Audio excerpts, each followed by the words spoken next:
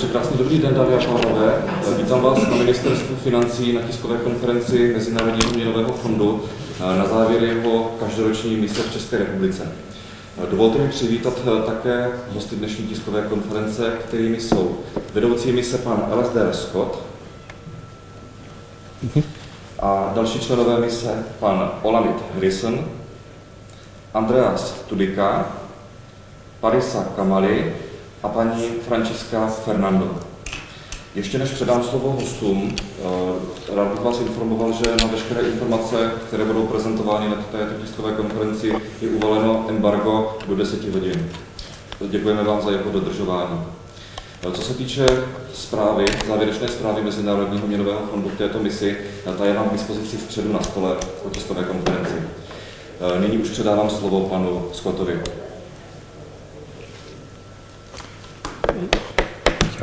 Okay. Thank you very much for making time to meet with us this morning.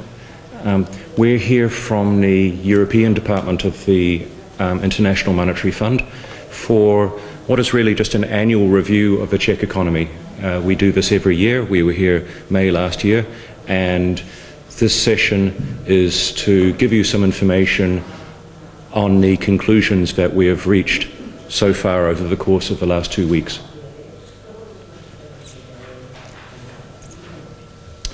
We spend 2 weeks talking to not just government ministries and the central bank, but also to the private sector, which includes banks and businesses and representatives of civil society. So what I'd like to do now is just to run you through briefly a few of the conclusions, and then we are very happy to take questions after that. So to begin at the beginning, the obvious thing is that the Czech economy has been doing very well. Growth has been particularly strong by European standards. And what's even more encouraging is the employment and unemployment figures. Unemployment has reached a record low and is the lowest in the European Union. And of course what matters just as much for people is that people are getting paid more. And because inflation is under control, that means that real standards of income are rising. So in that circumstance, one might ask, well, where is the problem? And we think that it's important to act now to make sure that growth continues over the medium term. We think, like the Czech National Bank and the Ministry of Finance, that growth will slow. This year we are expecting growth of 2.5%. We expect growth to pick up slightly next year as the international environment recovers from the weakness over the last 6-9 months, and then converge to a medium-term growth rate of 2.5%. I think what's important to note in this assumption about 2.5% is that it assumes quite a high level of productivity growth. And so that's going to be a theme of our conclusions today, the need to boost productivity growth because the economy is facing challenges from a limited number of people because of demographics. So where do we begin on productivity? Well, what we emphasize and we put up front in the concluding statement that you have in front of you is the need for an overarching agenda that cuts across government, that's durable, that's simple, and is actually acted upon. So what might this kind of strategy look like? Well, there is already one part of it, and that is a government strategy for innovation that has been consulted extensively with industry, labour groups, academia. This is a very good first step, but all around the world, whole ministries are full of piles of paper of strategy plans. So what we're emphasising is a need that these plans are actually delivered, that they're acted upon, and that they're durable and that they stay in place for an extended period of time. We also think that it's very important that these plans are communicated. So one thing that we hear from industry, to give you an example of why this matters, is the extensive time it takes to get planning permission for construction and new projects. We hear a lot that businesses find it very difficult to navigate the path across layers of government through many, many regulations, and they find the process very long, quite unpredictable, and in the end, often too risky for them to embark on projects. So before even spending any money, just an effort to have coordination across government can be a significant step to raising productivity. Now, of course, it's very easy to get carried away with strategies that sound glamorous, like the digital economy, and we support that. But it's also important to keep in mind the very basic things. And one of the most obvious is we have a situation now where firms can't get enough workers. Even though the employment rate in the Czech economy has increased a lot, firms are still running out of workers. And they're frustrated because they can't even get the migrant workers in the quota system because of the processing difficulties. So a long-run strategy for migration, we think, would pay for itself many times over.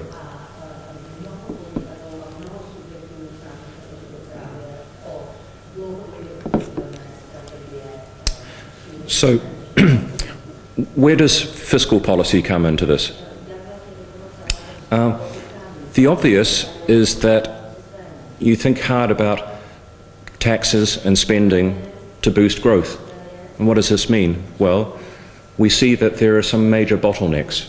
There are bottlenecks in labour, which I've just mentioned. There are bottlenecks in infrastructure. There are bottlenecks in housing supply.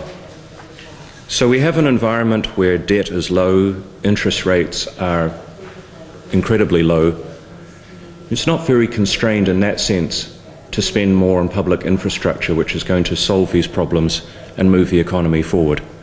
That said, the government does have to respect the fiscal rules.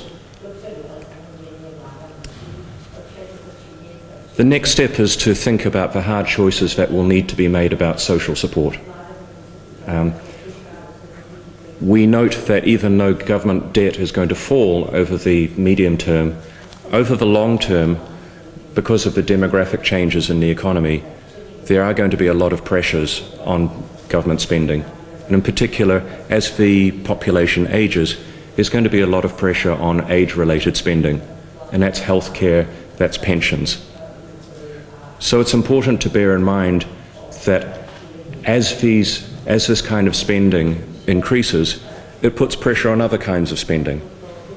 So the society really has to make a choice of how does it want to support people, where does it want to spend.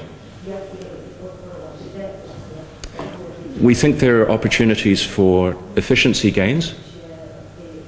We can look at some types of spending and ask whether they're really suitable for this current situation. We can also think of redirecting some kind of spending that isn't so useful to other better uses. And an example that we cite in the concluding statement is that when you have a situation where employment is already very high and the unemployment rate is very, very low, does it make sense to be spending money on job subsidies, or would you rather be spending that money on job training, which we think is a better use of the money given the need to ensure that as the economy develops, as technology changes and moves into the workforce, that people are able to adapt to it and are not left out.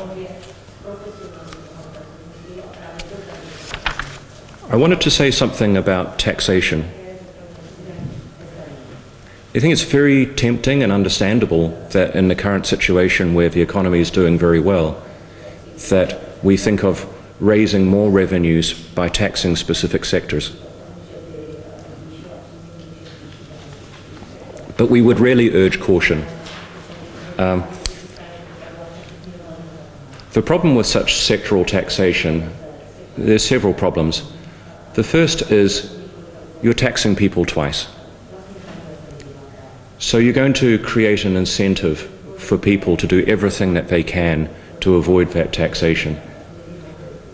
We don't want to see a situation like we see in some countries where The single industry that's growing strongly is the industry of accountants and lawyers dedicated to the task of avoiding taxes. And many of these kinds of taxes are actually quite easily evaded and don't really yield much in the way of revenue, but they leave these kinds of distortions in the economy. So we urge caution. We do note that digital taxation is an issue. The IMF has supported international coordination to make sure that multinationals pay their fair share. But again, we urge caution because unilateral action by countries can just end up harming the country itself more than it gains.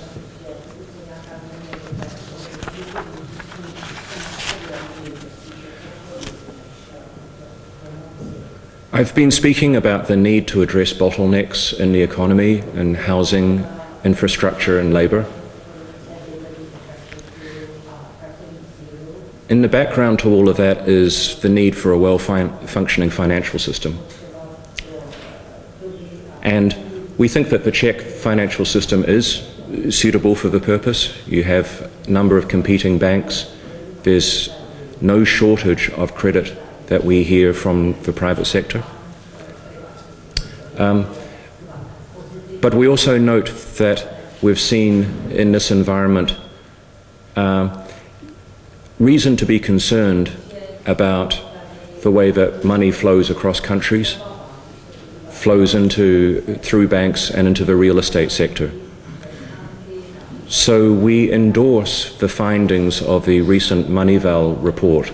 This is a process where countries are evaluated by teams of experts from other countries to pay particularly close attention to flows across borders of money, asking where does that money come from, looking at real estate investments and asking who ultimately is the owner of that real estate property, who benefits, in other words, and just making sure that these funds are not illicit, that they're not created by corruption, that they're not created by bribery.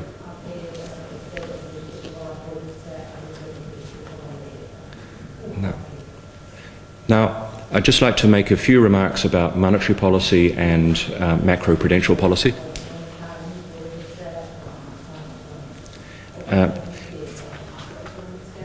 I think we see things very much the same way as the Czech National Bank does. We have a situation where the domestic economy is very strong, but there are external risks. And certainly over the last 6-9 months, the rest of the world has looked a bit shaky. So we see that the Czech National Bank has tried to balance these pressures, and it's chosen a path of steady but gradual interest rate increases, reaching 2% in just this month.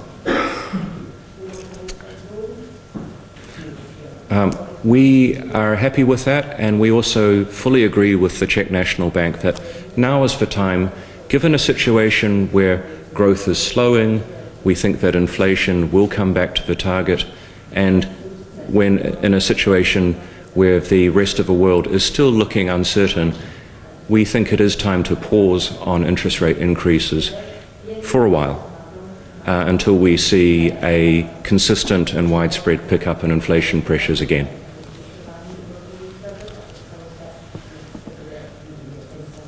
The harder issue that we note in the concluding statement is the housing market.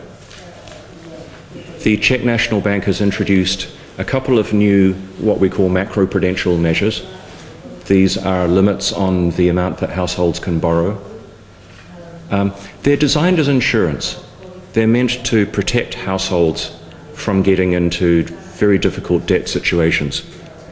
And we support these. But I think it's important to note that this macroprudential policy can't fix the housing market, because the underlying problem here is that demand for housing has been running consistently ahead of supply for quite some time. So until the supply problems are fixed, you're going to still have these underlying pressures on the housing market. And to that end, we would also urge caution with this idea that in the name of helping people to get onto the housing ladder, helping people to own their first home, it's tempting to create exemptions. But we'd urge caution here, because unless you have an improvement in the supply of houses, in the long run, all that's going to happen is that you're just going to end up with people having to hold very, very high levels of debt to pay for these high-priced houses.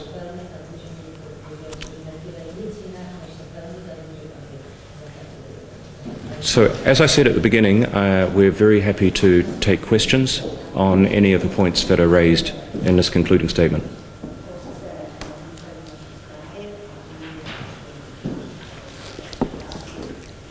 Já děkuji panu Scottovi. Nyní následuje prostor pro vaše dotazy.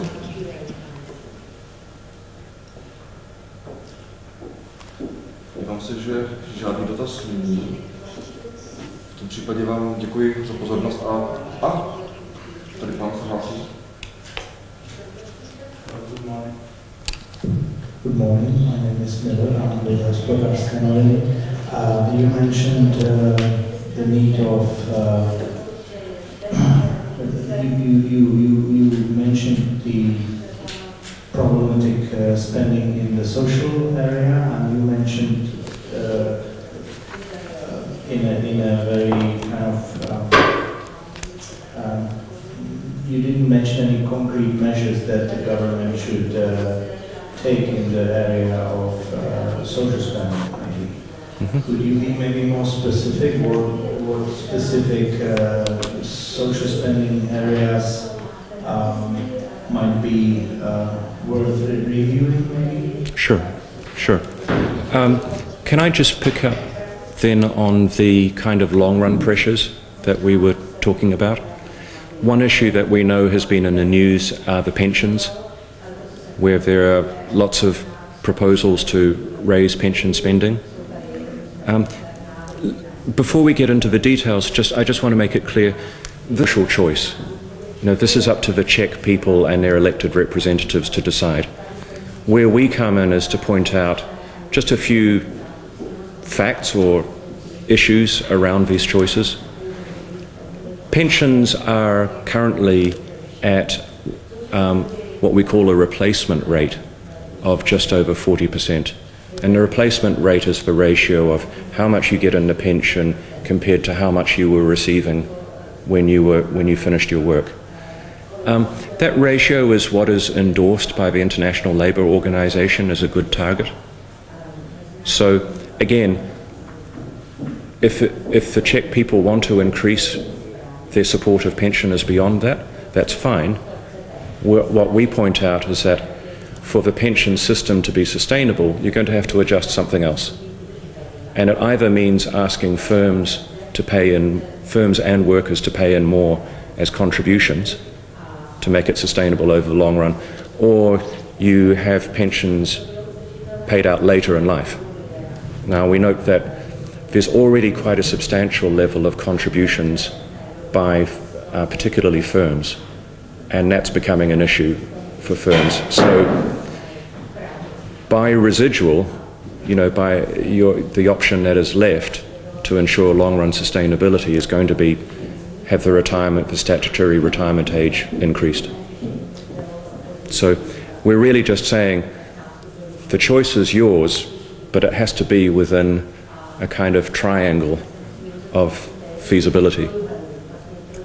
You say there are parts of social spending that are completely ineffective?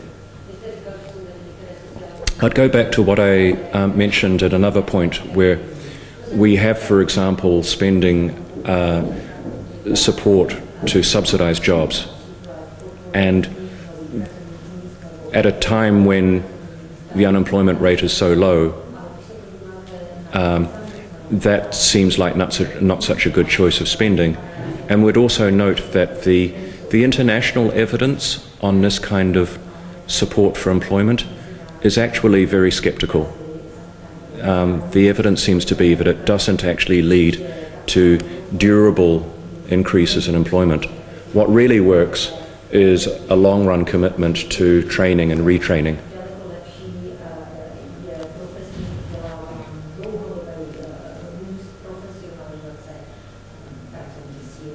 Děkuji.